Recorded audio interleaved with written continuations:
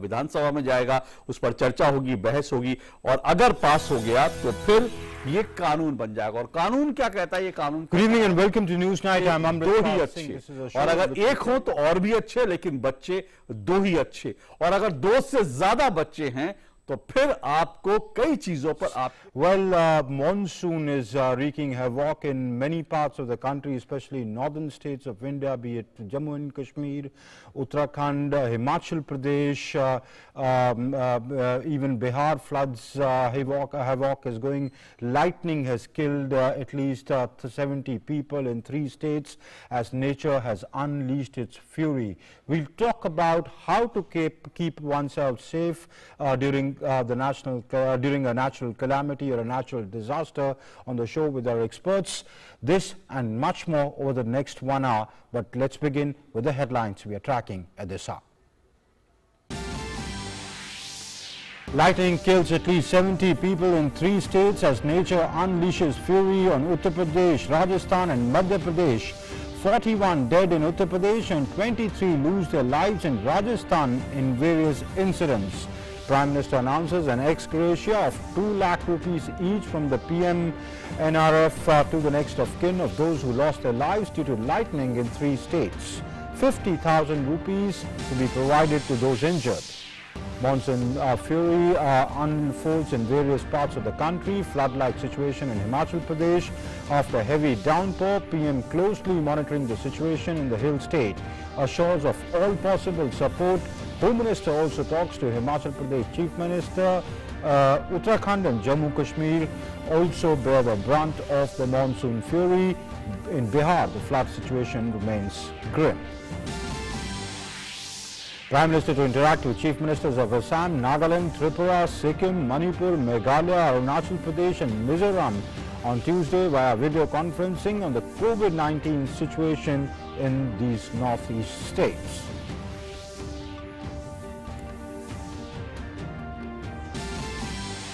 India continues to fight the COVID-19 pandemic. Recovery rate increases to 97.22%.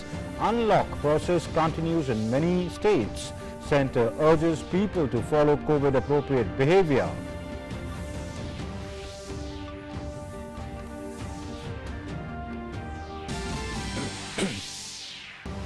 Prime Minister to interact with Tokyo Olympics bound sportspersons on Tuesday. Sports Minister Anurag Thakur reviews preparations of the Indian team for the Tokyo Olympics.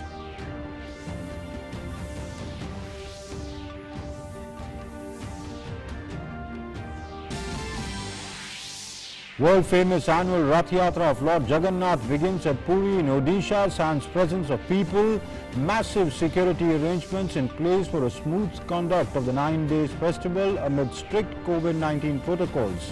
Jagannath Yatra begins in Ahmedabad also. Home Minister Amit Shah participates in the prayers. President and the Prime Minister extend greetings to the people. Rare scenes of public protest emerged from Cuba as people hit the streets against COVID restrictions, lack of vaccines and apparent apathy of the government. President Miguel Diaz-Canel blames the United States for the unrest. Space tourism gets a rocket booster dose as British billionaire Richard Branson becomes the first private entrepreneur to successfully launch a fully crewed test flight. With Jeff Bezos and Elon Musk also in the race, the competition for commercial space journey hots up.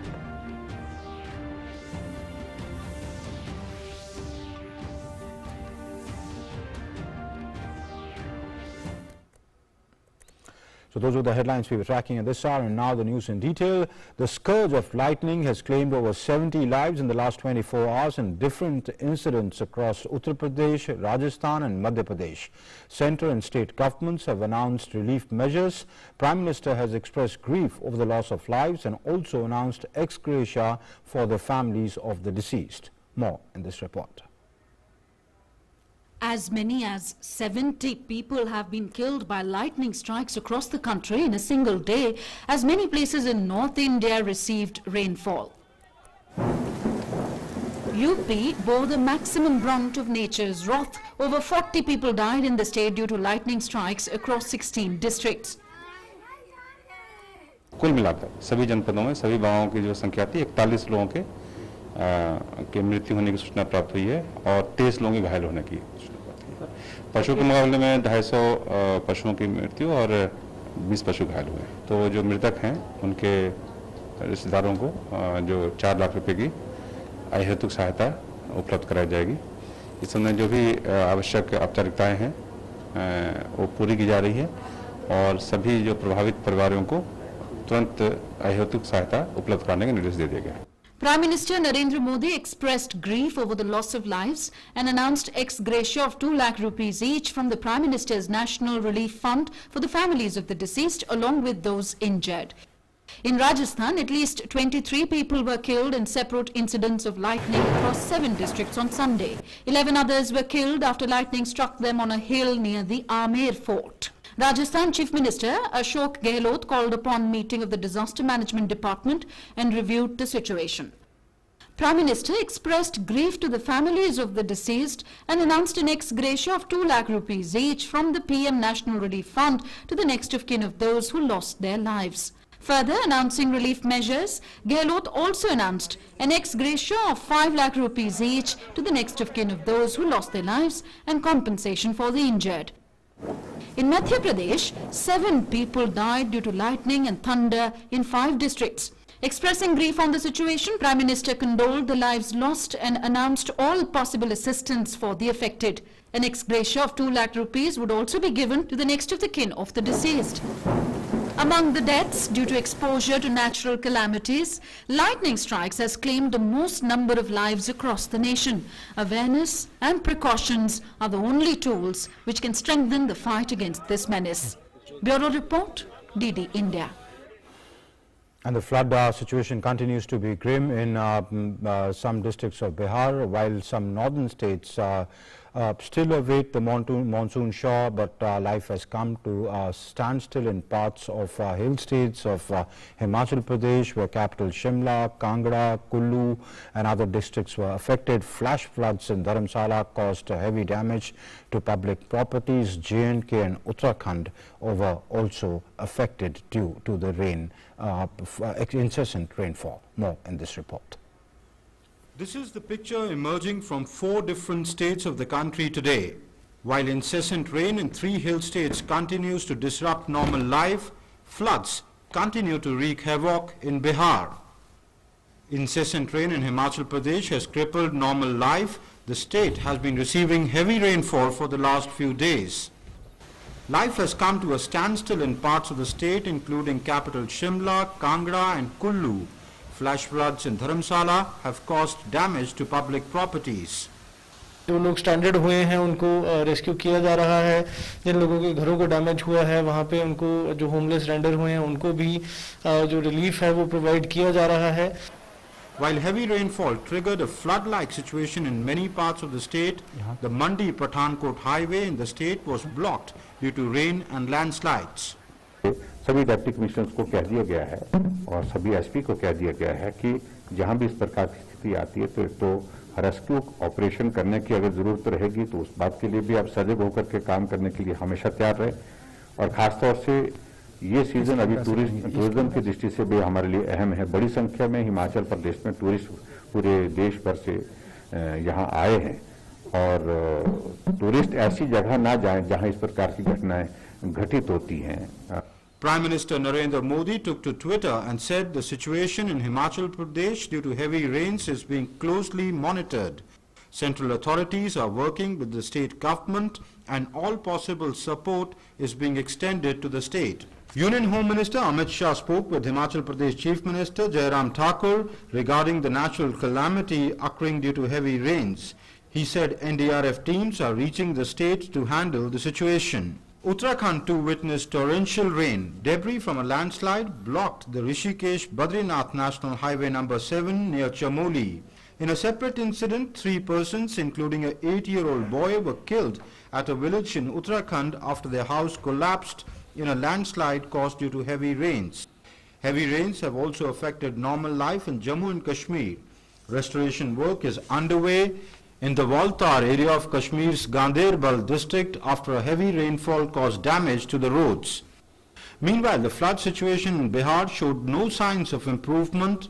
Incessant rains in bordering areas and swollen rivers originating from Nepal have compounded miseries of those residing in far-off villages and outskirts of towns in North Bihar. Rajya Sabha MP Satish Chandra Dubey toured the affected areas and assured of all possible assistance to those affected by the floods. Jamuna नदी और मनियारी नदी दोनों पहाड़ से आता है, इसका उद्गम स्थल पहाड़ी है और पानी जब आता है तो बहुत गति में आता है और मनियारी के पानी और ये जाके जमुना नदी मिलता है बरगजवा के आसपास में, जहां इतना पानी आने के चलते जमुना नदी में इतना मिट्टी भर दिया है 2 किलोमीटर तक कि पानी का रूट ही जमुना नदी का रूट ही चेंज हो गया है.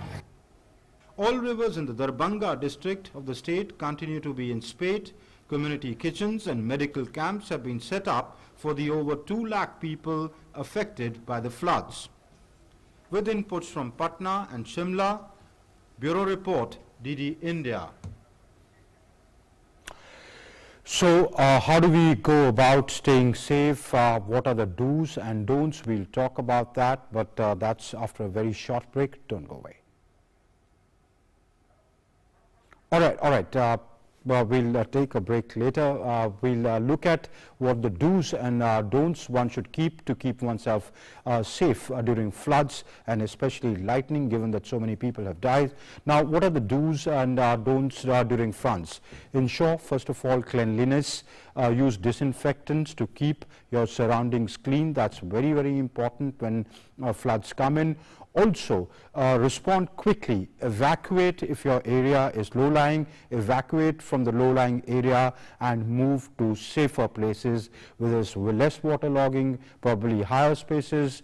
Now, what should you do when lightning strikes and when you're indoor? Because lightning is very dangerous. When you're indoors, unplug all electrical equipment before the storm arrives. Do not use corded telephones. Stay away from windows and doors and stay off the veranda. Do not touch plumbing and metal pipes, and do not use running water. They may contain electricity in them. That's very, very important when to keep oneself safe during lightning. Now, in floods, do not use electrical equipment during floods because there could be earthing happening while standing on wet floors, especially concrete, because it could travel down and you could be electrocuted. Do not use any damaged electrical goods during the floods. Now, that's very, very important not to use that. Do not walk or swim through flowing water. That's also very, very important that you do not walk or wade through water. Ensure that you are familiar with local emergency procedures, especially the assembly points and routes, the exit routes during emergency if an evacuation has to take place. Your district administration or your local administration generally does that, so keep in touch with them and be aware of these procedures in case you need to be evacuated in case of an emergency. Also, there's a national disaster helpline, that's 1078. That's a national disaster helpline. You can add 011 because this line could be based out of Delhi. So call this line in case there's an emergency and there's a system in place. Your local administration will be informed and somebody would reach out to you. It's very important to remember these numbers. During the floods, ensure that your power and gas connection is switched off because gas leaks could take place, so be alert for gas leaks, especially during the floods. Also, how to remain safe inside. Try to be at home in case heavy rain occurs. Do not try not to go out. Even during lightning, try not to go out. Stay available. Keep your mobile phones charged for emergency and communication. Use SMSs because sometimes the electricity goes, the power goes, there are power outages or power is shut down, so that electrocution does not take place or power lines get damaged. So keep your mobile phones charged.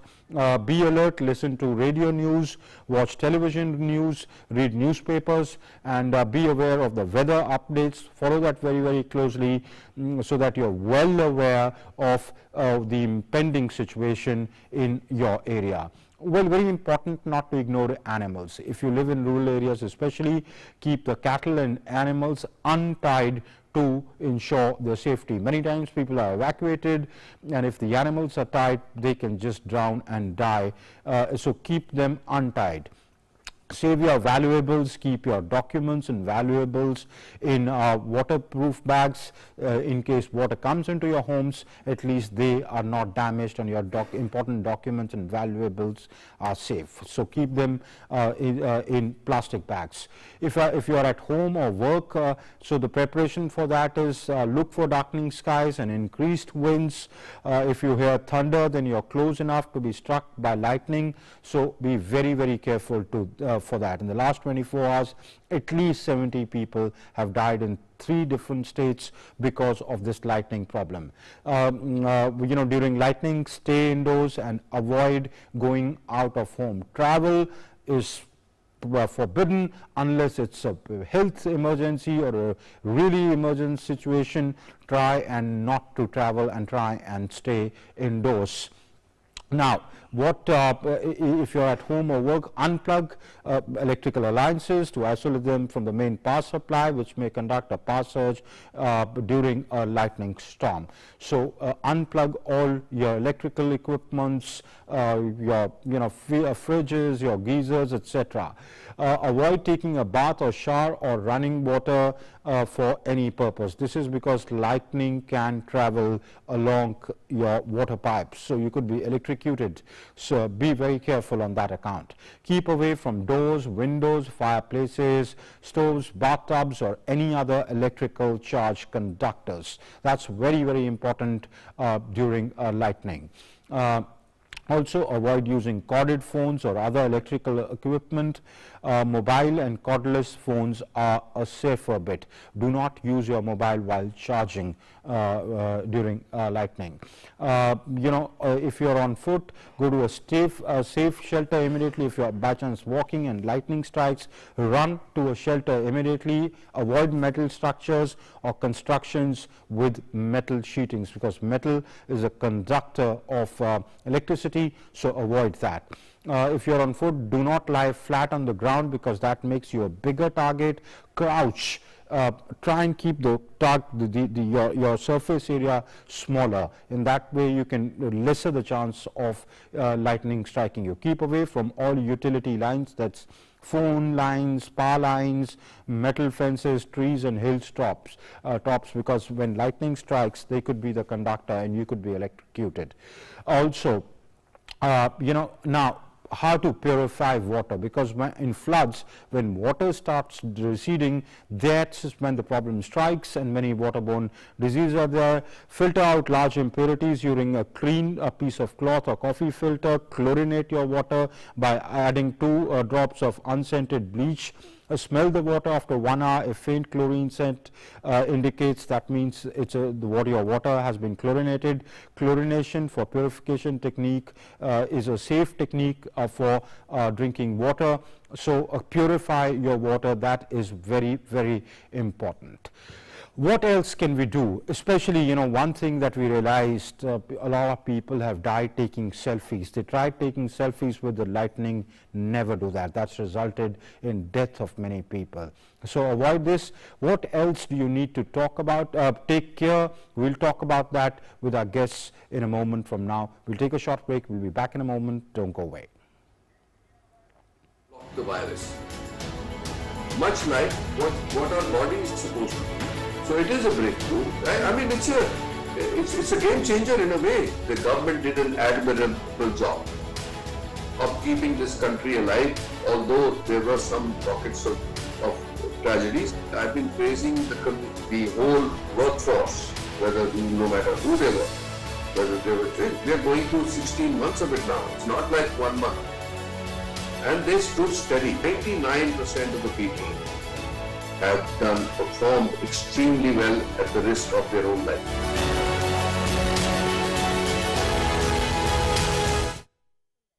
Welcome back. So our big focus tonight on the show is how to keep oneself safe. Our focus is staying safe during natural disasters. Staying safe. How to keep oneself safe during natural disasters. And to talk about that, I have with me Professor Santosh Kumar. He's a professor at the National Institute of Disaster Management. And also I have with me Dr.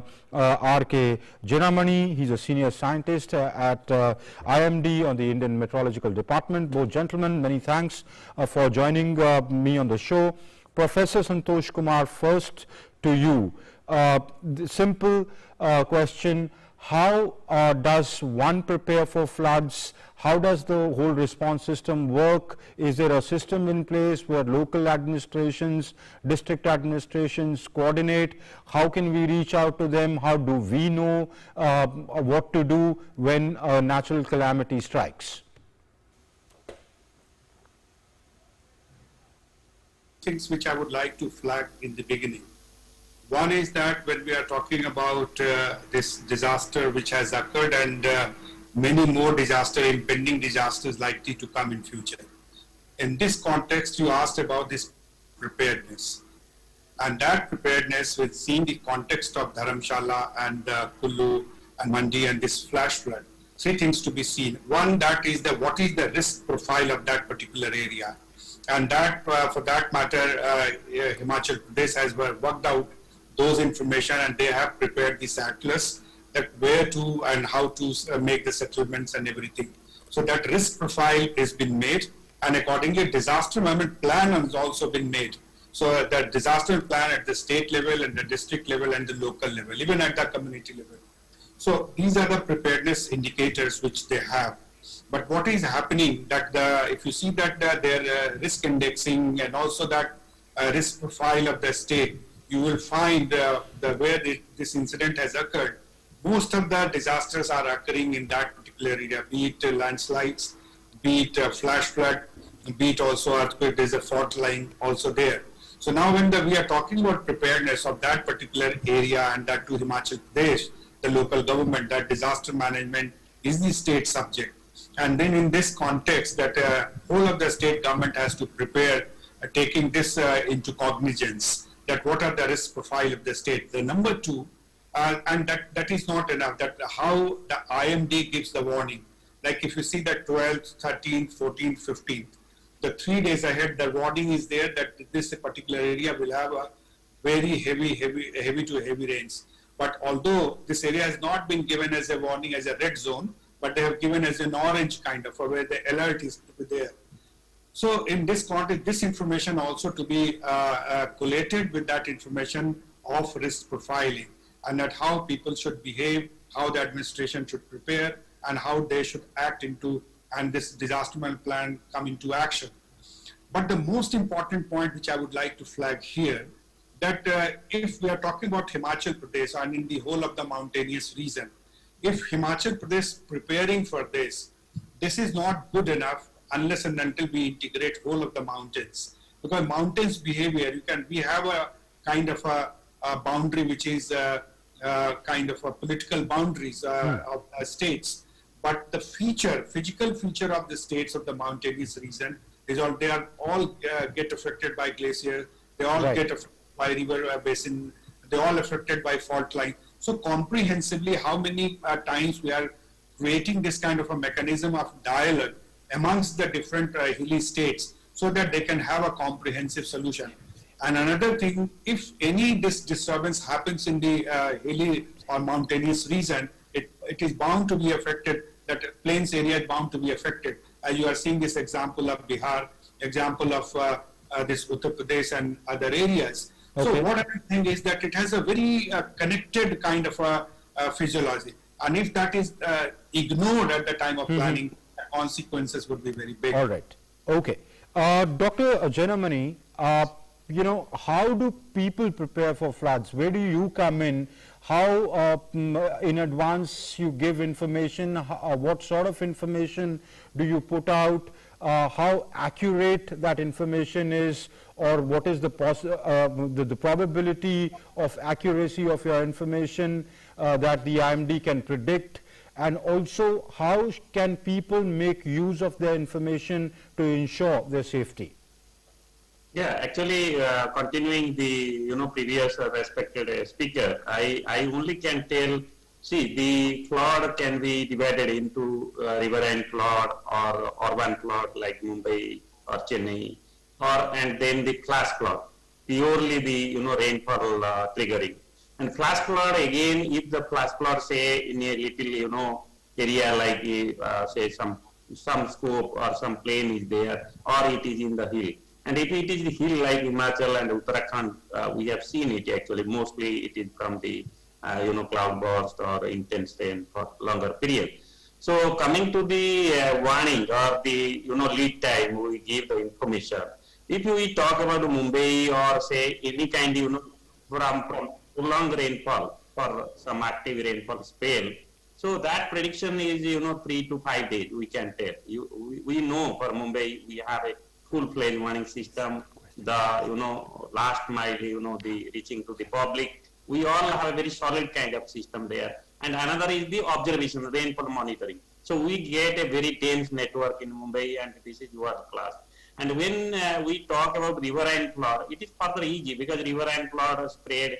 It when water accumulate, we know we have a river like Mahanadi or any river. So that Central Water Commission takes care. We have rainfall monitoring. We have the flood models that give the prediction what will be the net inflow of the water. So those predictions are very well informed lead time. It gives good preparation with the state government. But when it comes to the hill area, particularly the related like cloudburst related, what has happened, over Himachal or these days, the Dharamsala is getting, yesterday we got around 18 centimeters till morning 8:30 today. Again, another 21 centimeter over Kangra area.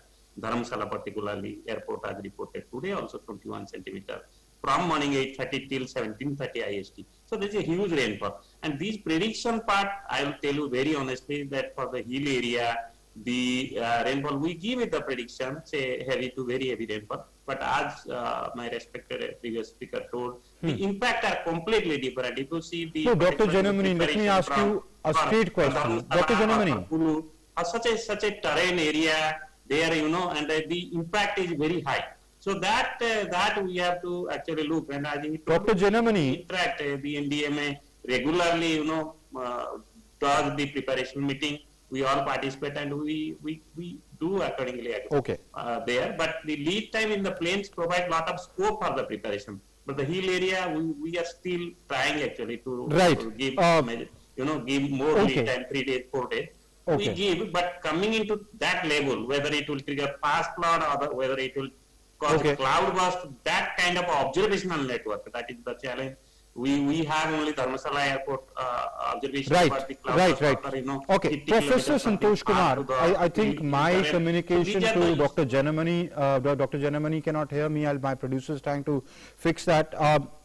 Professor Santosh Kumar, how can we use this information for our safety? How can one use this information for one's safety that, say, the IMD puts out? Yeah, any information, like if what Dr. Janamani has mentioned, that in the hill terrain, the information dissemination is required even to move faster than what the existing system is, because the flow of water is, because of the terrain, it moves faster than in the plains. So that even the system of communication should also be at a much more higher speed than that kind of what we have in the plains. So there is a challenge. But normally what he said, that rainfall is one, but the riverine flood is the Central Water Commissions. They get this information system and they get this inundation where it is happening and how much water is coming in the river. And they, so what I'm saying, they should be collated together in terms of what the rainfalls which are coming and what is the surface water or the riverine water flow is there. But how that reach to the public as a faster mode. And when it continues, because tomorrow again this rainfall is predicted, similarly very heavy to heavy rains, along with the impact-based warning. So that information, what you have given in the form of do's and don'ts, most of the media, social media, print media, electronic media, should be disseminated. But the local level, that state disaster authority, district disaster authority, along with the state government, they must be working on this. So they publicize, they hold meetings with the local people and this thing. And the community, especially that community engagement in the hilly terrain, because this is a terrain which might get disconnected altogether with the communication system. So how the local community have this kind of a redundancy where they can get this information and also help people to evacuate and go to the safer places. Like many of the do's and don'ts, you said that people should move out to the safer place. But where to find that safer place in the hills? That is a kind of a challenging situation. Okay. Before I go back to Dr. Janamani, Professor Santosh Kumar, tell me, waterborne diseases becomes a big challenge, especially when flood waters start receding. How to prevent that? Yeah, this is again because the time of COVID-19, when we are talking about, this is where we are talking about appropriate COVID behavior. And during that time, waterborne diseases, people are really that the good part of the hill area is that inundation doesn't take place much in terms of because the flow of water and terrain, it quickly goes off from there. So likelihood of that collection of water at one place, that could possible only in the some part where this kind of possibilities are there. But normally it is not there. But however, what we say that people should be taking precautions in terms of waterborne diseases and also preventing themselves by maintaining appropriate COVID behavior. This is much more important because both source, you cannot make a distinction whether there's a flu. All the doctors are confused in this, whether it's a flu, a normal flu, or this is a COVID flu. So this is also kind of a precarious situation for the individuals who are into that particular area. So we have to be extra careful by maintaining at least wearing of mask in this, even if they in this crisis situation. Okay, and of course people need to boil their water, they need to purify, they need to chlorinate their water. We put out, while I was doing a video wall on how to purify your water. Absolutely. Dr. Janamani, let's talk about cloudbursts and landslides, especially in hairy areas. One, can your department predict a cloudburst? Or when you put out, rainfall very heavy or heavy rainfall predicted, given the terrain, can you say that now this could result in landslides? And after he completes, Professor Santosh Kumar, I would like to ask you if you could answer, how could people protect themselves from cloudbursts and landslides? Dr. Janamani, first you. The cloudburst, the definition itself means you have the certain development and realization of rainfall within 1 hour. We have a definition; it should be 100 millimeter or more. But for the hill area like Himachal, Uttarakhand, a rainfall say within 1 hour 50 millimeter or 60 millimeter can cause damage. So that we have seen also many times. In May also it has happened, even in pre-monsoon. So our prediction, see in the international, if you see the system actually, so mainly it is the radar based actually, because it is a short duration we issue, because that development of the cloud immediately if you see in the radar or satellite. So that scale, and we cannot give the lead time say 1 day, 2 days. We just can give it 3 to 4 hours. So that network we have already started. As you know, we have a radar in Mukteshwar for Uttarakhand, and we have also in Kupri, that is in Shimla, a radar. So HP Uttarakhand, we are experimenting to give a prediction of the cloudburst. So that will help, because hill area there are problems. Radar also do not cover because the hill standing there, so echo does not go beyond 20-30 kilometers. So we require a strong radar network for monitoring or predicting or nowcasting, we call it, for the cloudburst. And another is increasing the rainfall network. And rainfall observation is not like conventional, where you take, like agriculture purpose, we take in the evening and then in the morning. You require each actually 10 minutes, 20 minutes gap. For high quality automatic rain gauge we require. So we have it completely, for Western Himalaya and Eastern Himalaya. For this purpose only the network of radar and rainfall. And IMD has already started. So Up to now, what we are giving, we are only giving that this has potential, to give some heavy rainfall, very heavy rainfall. And also we are telling, as I told, we have started the impact-based warning. So there we are telling the following is likely impact, like traffic will be closed, say up to Kedarnath, something. Please regulate the traffic because heavy rainfall will be there over these areas. And also we tell these rainfall likely to cause landslide. If we give heavy rainfall of Uttarakhand and Himachal Pradesh, we are always including landslide. We have the historical data. We tell this district likely to get landslide. So for landslide and cloudburst, in this way we are giving currently. And this is just a short duration forecast, maximum, valid for 1 day lead time. That is the things we are doing presently. All right. Professor Santosh Kumar, how can people stay safe from cloudburst and landslides? Of the government, local government, and then the other additional responsibility of the community, local community. What is happening in this area, if you look at the areas which has got affected, it is perennially a very disaster prone area.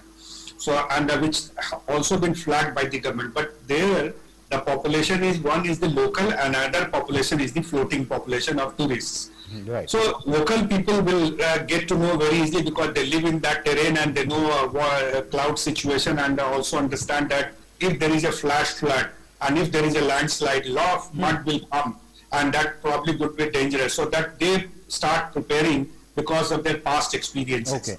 But the people, those who are as a floating population from the plains, they might not be aware about that, how the cloud will behave and how the terrain would behave and how the mud will flow. So they get trapped also. So what happens in such kind of a scenario, it's a very good approach it would be, and I'm sure that Himachal government must have taken prior to monsoon, and also the tourists who are arriving, educating and informing continuously on that, about the risk factor of that area and how to save themselves when it and how to evacuate if an emergency falls in. And in this emergency also they can, as you are saying, do's and don'ts. The local SDRF, State Disaster Response Force, local police, local administration can always give, along with the warning, they can also give these do's and don'ts side by side so that they can keep themselves, because they do not know which is the safest place. And we are talking about the safest place, and the mudslide will come and the safest place will also go into the... And that the local administration can only guide them. Well, I'm completely out of time, Professor Santosh Kumar. Both Professor Santosh Kumar and Dr. R.K. Janamani, many thanks for joining us on the show and lending us your insight. So the need of the hour is you follow what we put out, what your local administrations put out, especially if you're in a flood or a rain affected area, and be safe. Well, moving on, corona cases in the country are declining. 37,154 new cases were reported in the last 24 hours, but the situation in Maharashtra, Kerala and many other states of Northeast remains worrying. Prime Minister Modi will interact with Chief Ministers of Northeast on Tuesday to take stock of the situation in these states as related to COVID. War against coronavirus continues, although the graph of new cases is decreasing in most parts of the country. However, situation in Maharashtra, Kerala and several states of the Northeast still remains a cause of concern. Prime Minister Narendra Modi will interact with the Chief Minister of Northeast, Assam, Nagaland, Tripura, Sikkim, Manipur, Meghalaya, Arunachal Pradesh and Mizoram on Tuesday via video conferencing on the current situation of coronavirus. At the same time, there is a continuous decline in daily cases. 37,154 new cases have been reported in last 24 hours. 39,649 patients have recovered in last 24 hours. The recovery rate has increased to 97.22%. The daily positivity rate is 2.59%, less than 3% for 29 consecutive days. On the vaccination fronts, more than 37.73 crore doses of vaccines have been given so far. Home Minister Amit Shah urged people to take the vaccine without any hesitation. ढेर सारे ऐसे समाज हैं गुजरात के अंदर जिनके मन में भी हेजिटेशन, कुछ अफवाहों से वो प्रेरित हैं, वो टीका लगाने से डरते हैं, टीका लगाते वक्त उनके मन में शंका वैज्ञानिक समझ नहीं है, हमारा तारीख को है जाकर बताया देखो भाई मैंने दोनों टीके ले ली है, अब मैं कोरोना से मुक्त होने का अभय मुझे मिला, आपको भी मिलेगा, आप टीका लगाइए, कुछ नहीं। Minister of State for Health Bharati Praveen Pawar has appealed to the people to follow the COVID appropriate behavior. अभी भी कोरोना का खतरा तो टला नहीं है। आपके माध्यम से मैं सबको यही विनती करती हूँ कि मास्क, अनावश्यक भीड़ में जाना, तो ये सब अभी भी आप सबके हमारे हाथ में है, तो प्लीज सब हम एक दूसरे को सहयोग करें। Taking a stern action, Delhi Disaster Management Authority has closed the Janpat market in Delhi due to blatant violation of COVID protocols. In Mumbai, BMC has taken a strict action and sealed the Prithvi apartments as 5 people tested positive there. Actor Sunil Shetty also lives in this building. Down south, Deputy Chief Minister of Karnataka has said that no decision has been taken to reopen the colleges as necessary preparations are being made for the same. Tamil Nadu Health Minister and Health Secretary participated in coronavirus vaccine awareness campaign in Chennai. All efforts are being made to defeat this invisible enemy, but this is possible only with the equal participation from all quarters. Awareness and strict compliance with COVID rules are key to this success. Bureau Report, DD India.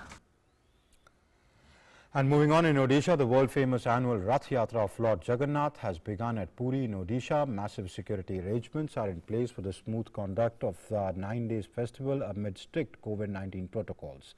The government has completely banned the presence of people at the Grand Road for the second year running. Meanwhile, the district administration has clamped Section 144 in and around Puri to stop the inflow of devotees for the Yatra. The Yatra will continue till the 20th of this month. Only servitors who have been fully vaccinated would be allowed to participate. All hotels, dharamshalas and guest houses have been vacated ahead of the grand day. Rath Yatra is also known as Gundicha Yatra, which is the birthplace of the deities Lord Jagannath, Lord Balabhadra and Devi Subhadra. Prime Minister Narendra Modi took stock of India's Olympic preparations on Friday and also announced a virtual interaction with the country's Tokyo-bound sportspersons on the 13th of July, 4 days before the first batch departs for the Japanese capital. The interaction with the athletes will be held virtually owing to the COVID-19 situation.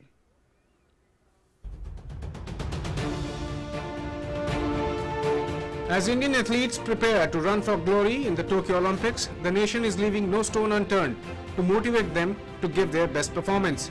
Prime Minister Narendra Modi has once again taken the lead. He has been tracking the developments associated with the subject. Prime Minister took stock of India's Olympic preparations on Friday and also announced an interaction with country's Tokyo-bound sportsperson on July 13th, 3 days before the first batch departs for the Japanese capital. The interaction with the athletes will be held virtually owing to the COVID-19 situation. Prime Minister tweeted, reviewed preparations for facilitation of India's contingent at Tokyo 2020, discussed the logistical details, their vaccination status, the multidisciplinary support being given. He further added, on behalf of 130 crore Indians, I would be interacting with the Olympic-bound athletes on 13th July to wish them luck. Let us all cheer for India. The earlier announcement of his July 13th engagement with athletes was made on government's citizen engagement platform, MyGov India's Twitter page. Prime Minister Narendra Modi will interact with the athletes at 5 p.m. via video conferencing. The interaction by Prime Minister is an endeavour to motivate the athletes ahead of their participation at the Games. The interaction will be telecast live on Doordarshan and on various government social media platforms. The first batch of India's Olympic-bound athletes will depart for Tokyo in a chartered Air India flight on July 17th. A total of 126 athletes across 18 sport disciplines from India will be heading to Tokyo. This is the biggest ever contingent India is sending to any Olympics.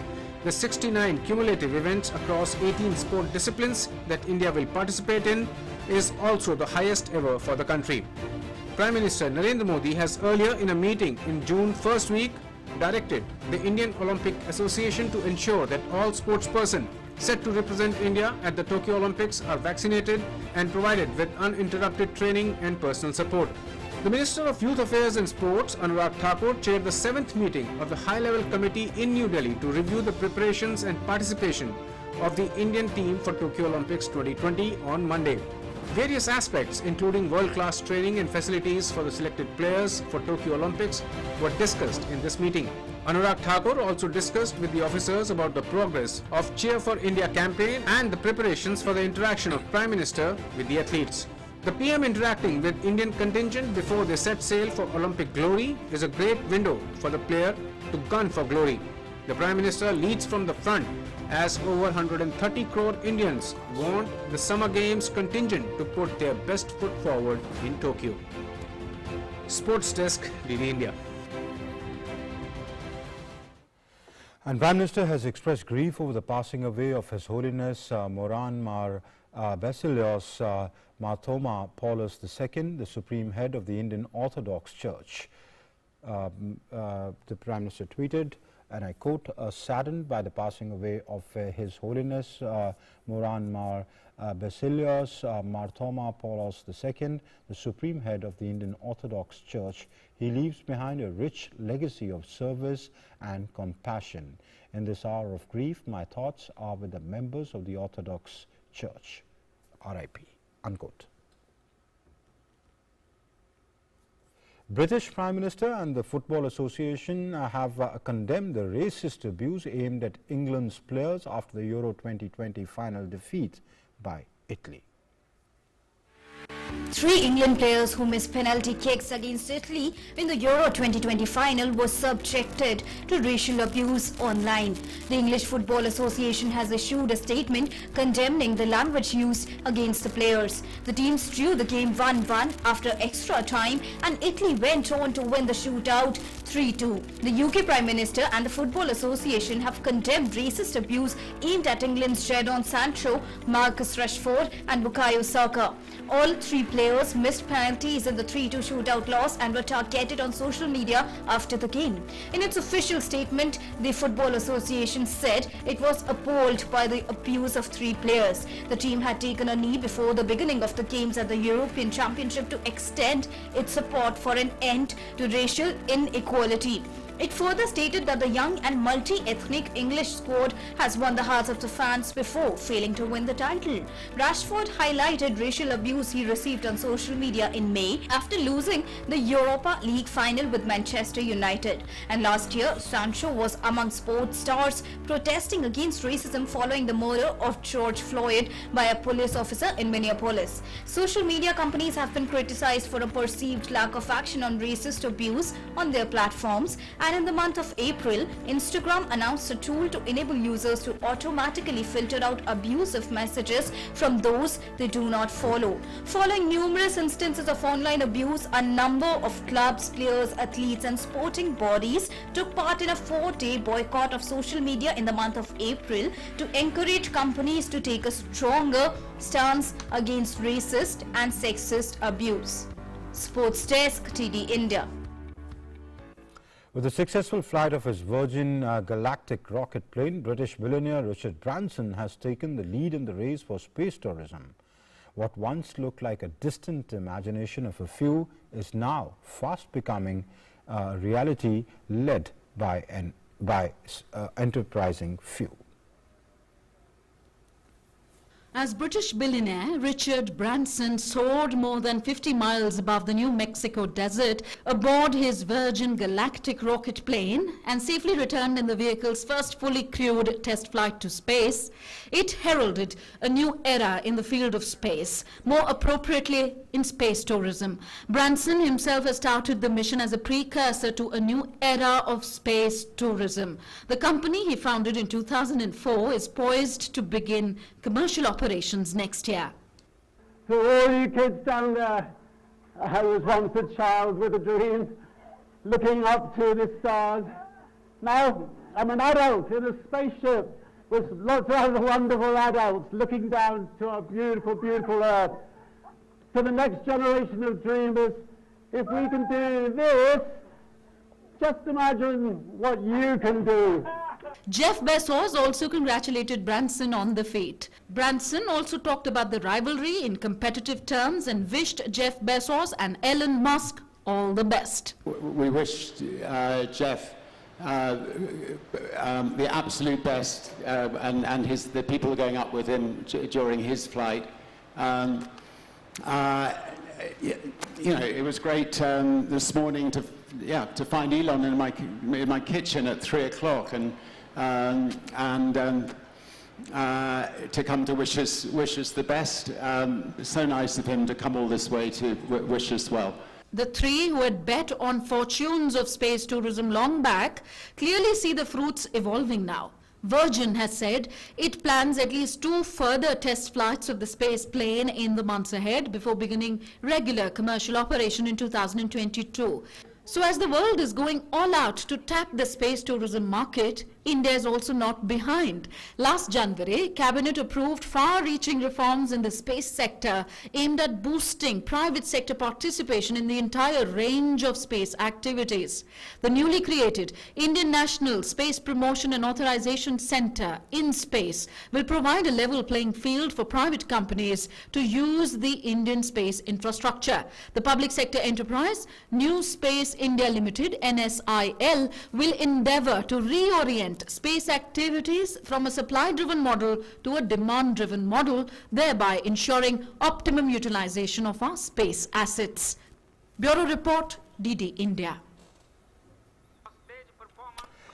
And now moving on to some Olympic news. Olympic host city Tokyo entered a fresh state of emergency on Monday, less than 2 weeks before the games begin, amid worries whether the measures can help stem a rise in the COVID-19 cases. Japan last week announced that spectators would be banned from nearly all venues. Spectators from abroad had been banned months ago, and officials are now asking residents to watch it on television. Recent rises in Tokyo cases have been particularly worrisome amid a vaccination rollout that got off to a slow start and has faced supply glitches after speeding up. Japan's capital Tokyo officially entered the 4th state of emergency on Monday due to surging cases of COVID-19. This came just 3 weeks after Tokyo lifted its 3rd state of emergency. The reimposition of the state of emergency will inevitably affect the upcoming Tokyo Olympics. The proportion of events playing in empty stadiums will now reach 97%. The Japanese government initially barred only overseas spectators from entering stadiums to watch the games, and then revised the decision of holding most competitions without audience. Japanese domestic public opinions held that the government's rush to lift the 3rd state of emergency in Tokyo was for the sake of paving way for the Olympic Games. But several members of the Japanese anti-epidemic expert team lodged opposition to the decision and warned that the epidemic situation in the greater Tokyo area could deteriorate in July. Now the experts' worries have become a reality. The Games were postponed last year because of the pandemic and will run from July 23rd to August 8th, while the state of emergency will last till August 22. Recent rises in the cases in Tokyo have been particularly worrisome. Only about 28% of the city's population has received at least 1 shot of a COVID-19 vaccine. Meanwhile, police officers and guards have carried out a security sweep of the Tokyo 2020 Media Center ahead of a formal opening to thousands of journalists the next day. Roughly 6,000 media workers will call the Tokyo 2020 Main Press Center home during the Games. Bureau Report, DD India. In Cuba, thousands of people on Sunday took to streets from Havana to Santiago to express frustration over COVID-19 pandemic restrictions. They expressed their anger over the pace of COVID-19 vaccinations, which they said was being neglected by the government. President Diaz-Canel blamed the U.S. for the unrest in the nationally televised speech on Sunday afternoon. And in global weather updates, temperatures soared this month in the United States West, Northwest, Russia, Finland and Spain. In recent years, scientific advances have allowed researchers to link specific extreme weather events to climate change. Here's a report. Weather gods seem to be treating two biggest adversaries with equal disdain and contempt. A brutal heat wave punished the US West, pushing temperatures toward all-time records, with California registering some of the hottest temperatures on the planet on Sunday. Across the globe, northwest Russia was not spared either, with thermometers hitting the 32°C mark in the city of Pskov.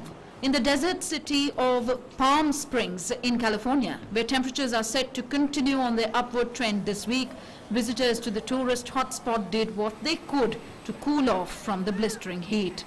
In Death Valley, which is a desert valley in California, a fiery 130 degrees Fahrenheit, that is 54°C, was registered, making it again one of the world's hottest places. Temperatures soared this month in Russia and neighboring Finland. Elsewhere in Europe, Spaniards headed to the beach on Sunday to cool off from the first heat wave of the summer as temperatures soared to a phenomenal 47°C. Last month was the warmest June month on record for North America and the fourth warmest globally.